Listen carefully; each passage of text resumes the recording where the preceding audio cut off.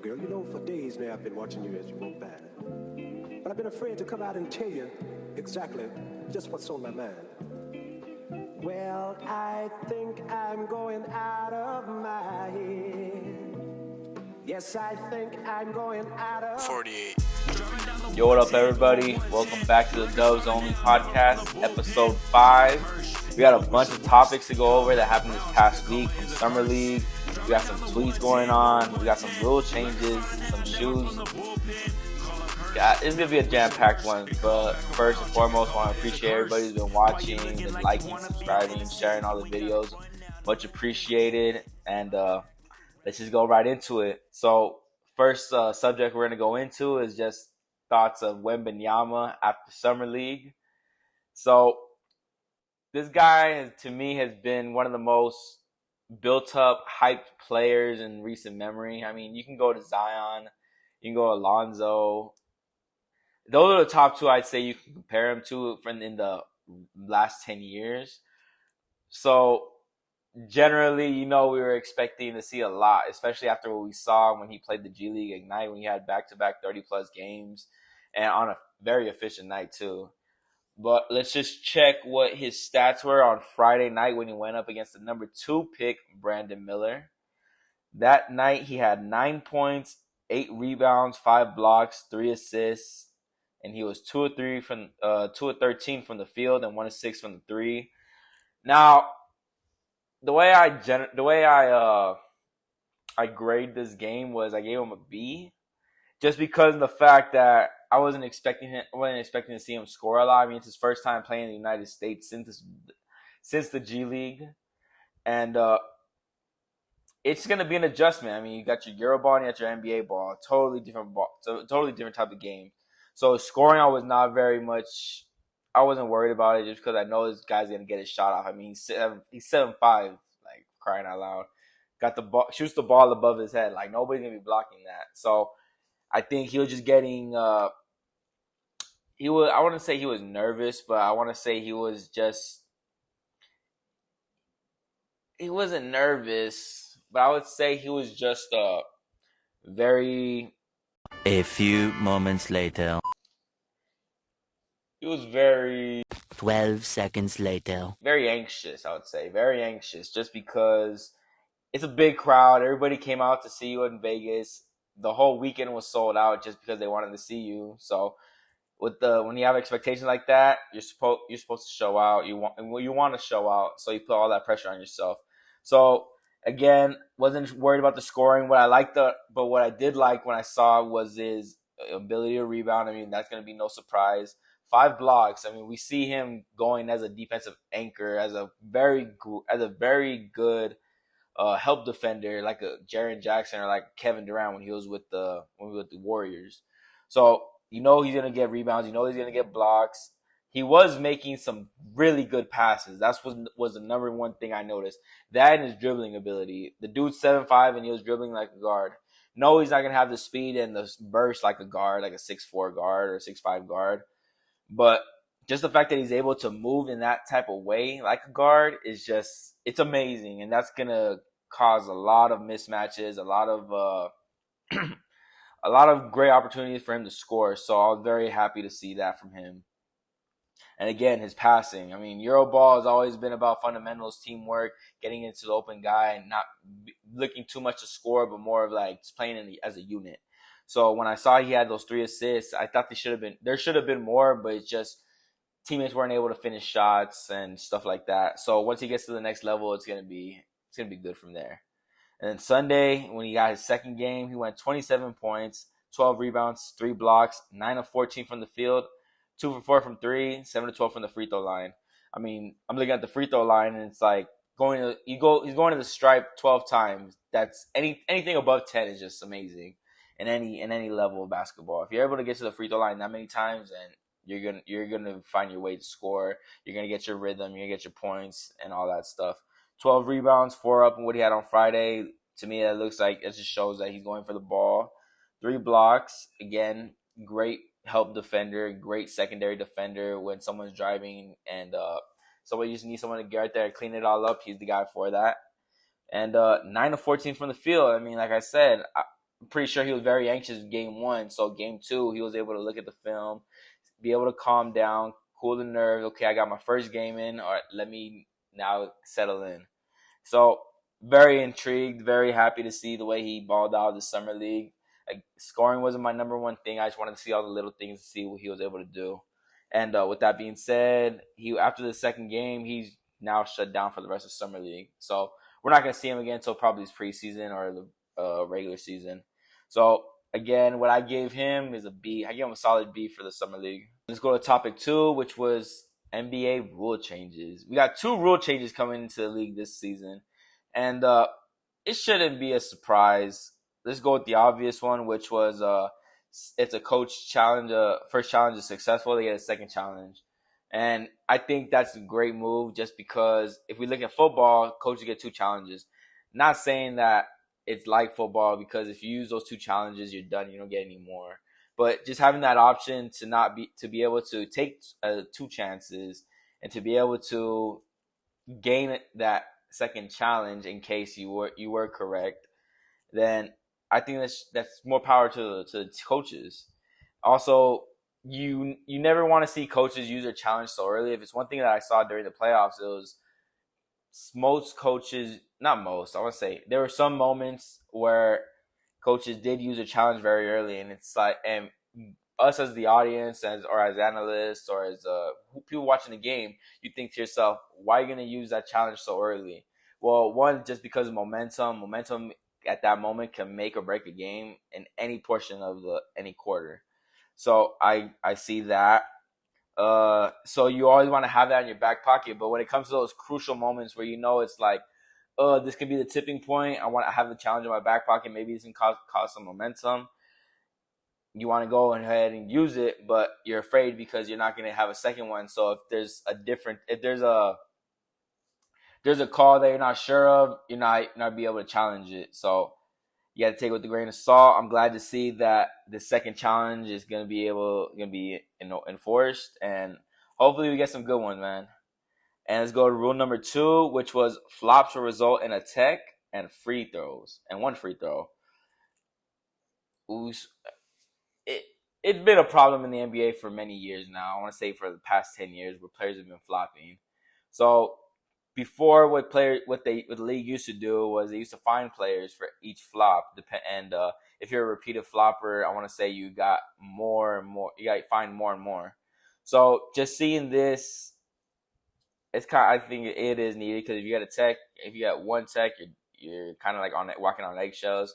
You get 2 techs, you're done for the game. So hopefully flopping is going to end after we get this rule. And free throws, I mean, you can get it. If you can get any point you can, go for it. So let's go to our next topic, which is Kevin Durant making noise on Twitter. Now, this isn't the first time that Kevin Durant has done this. We know that he has the infamous burner accounts, the back and forth with fans.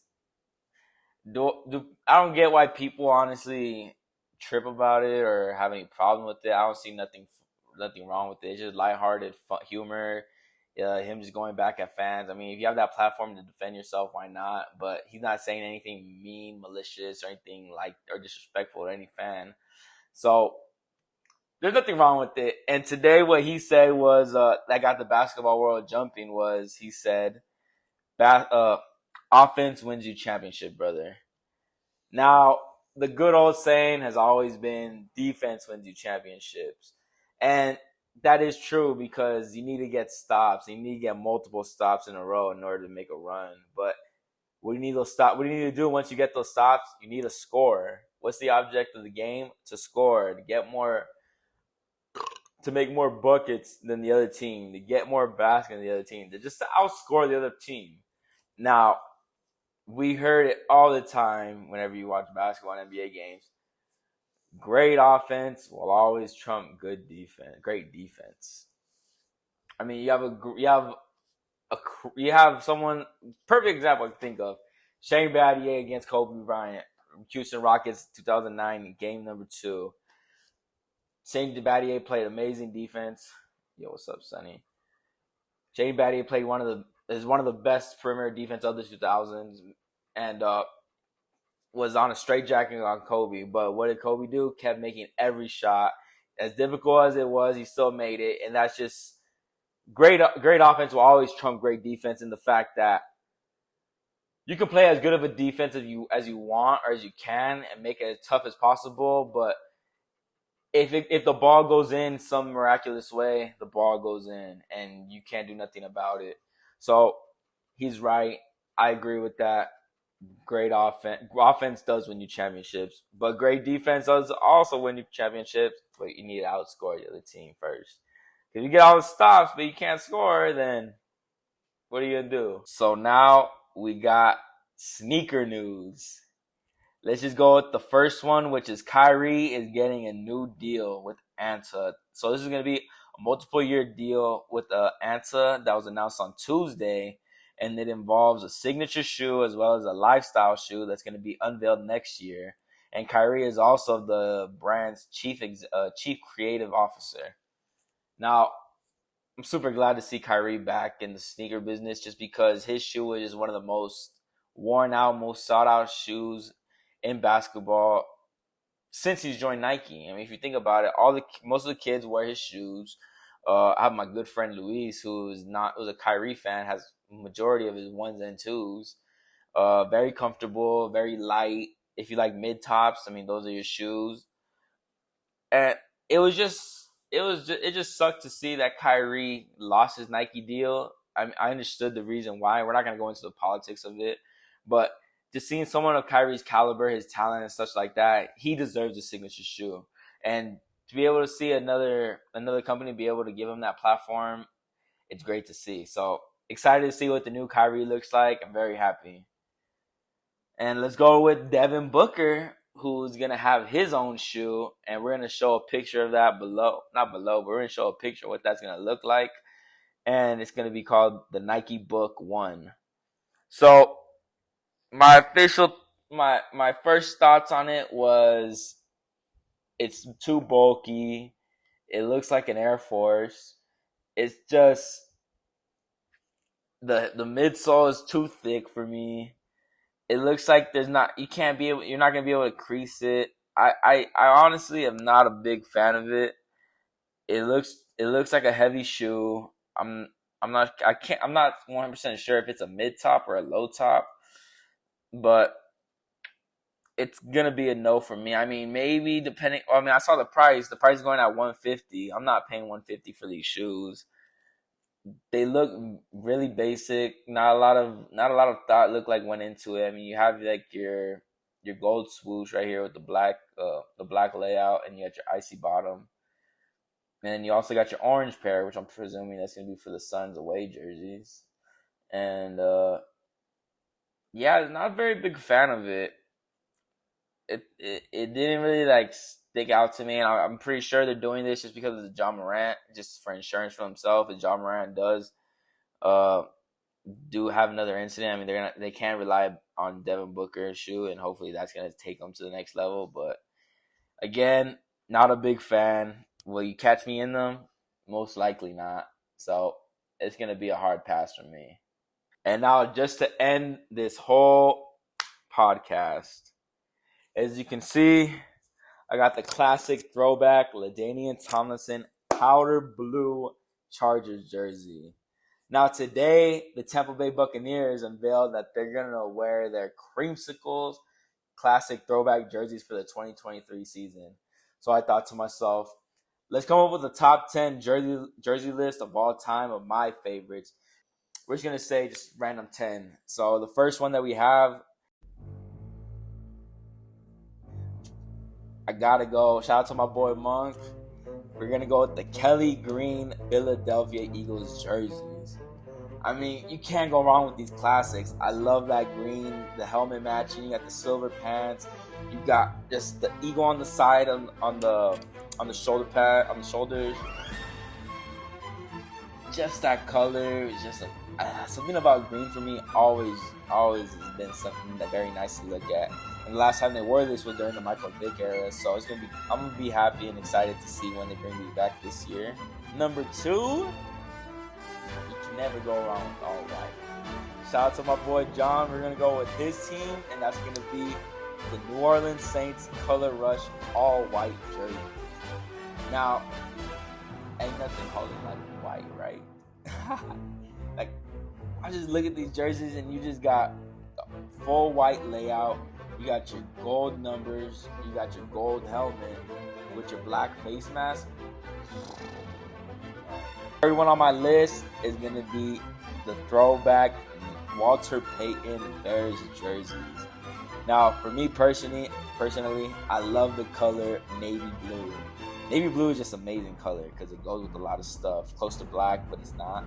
You have that orange, the orange stripes to go with it, with the white lettering and the white numbers. Just looking at it is like, oh my god, like, to me that's just fire. That's something I could wear, man. And you know, we gotta give due to the Creamsicle Buccaneers jerseys. Now you don't really see teams wear orange. I mean, besides the Bengals, but just looking at these jerseys is just I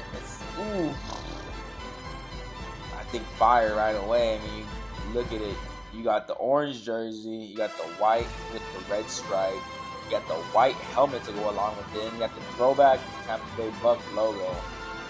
What can't you like about it? You got the white pants too with the orange socks. Fire. You know we gotta go with number 6 on my list, which is the San Diego / Los Angeles Chargers powder blue jerseys. Now this is biased. I'm a Chargers fan, but if you just look at these jerseys, I mean, oh my God, you can't go wrong with the powder blue. You got the yellow bolts, you got the white helmet.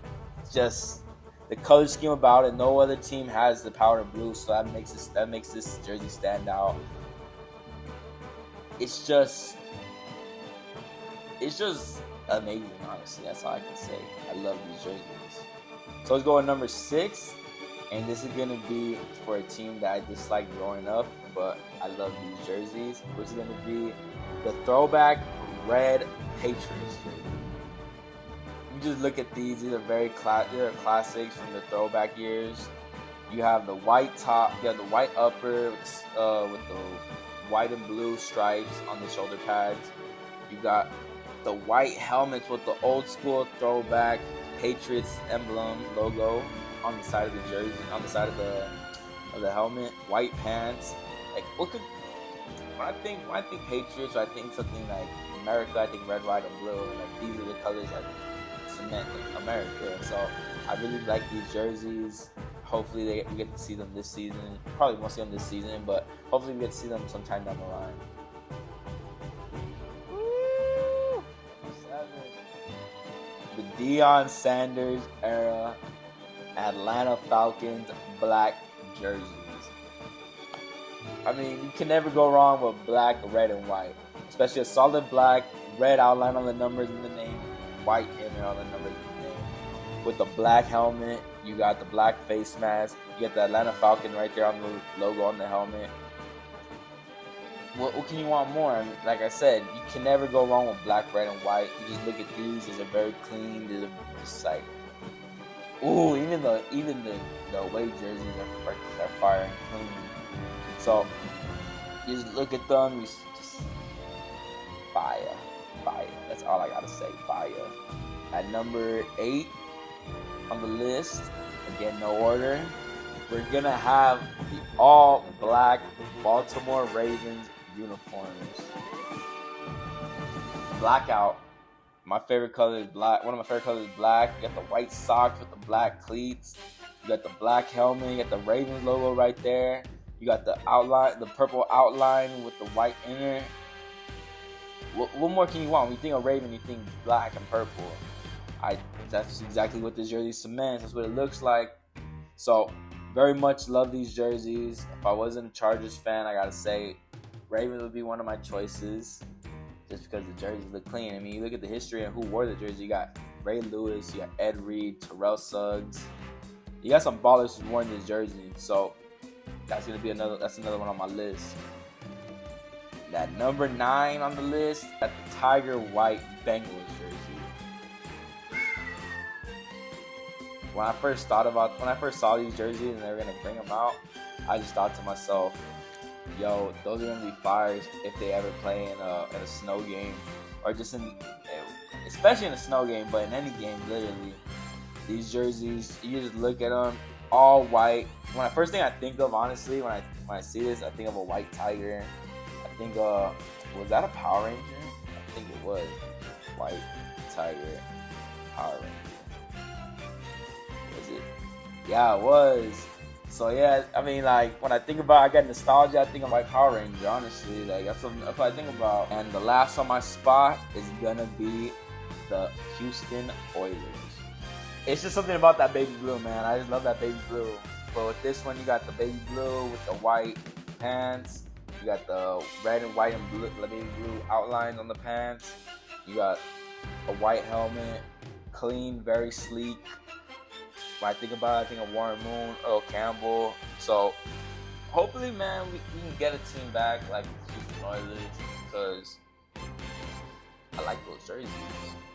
Very much would like to see them. Maybe Houston Texans can do something to bring them back, just for like a throwback game. So hopefully, but yeah, man, that's gonna be my list. That's gonna wrap up episode 5. Appreciate all y'all for watching. Again, like, subscribe, send it to your friends, mom, dad, baby mama, baby daddies. I don't really care, but just get the word out. Much love to all y'all. Appreciate you for watching, and we'll be back next week for episode 6. Never from the bullpen, call him curse. Never wish the worst. Come back around, trigger karma is a curse. Driving down the 110, going 110. Like I started now, never from the bullpen. Call him curse. Never wish the worst. It come back around, trigger karma is a curse.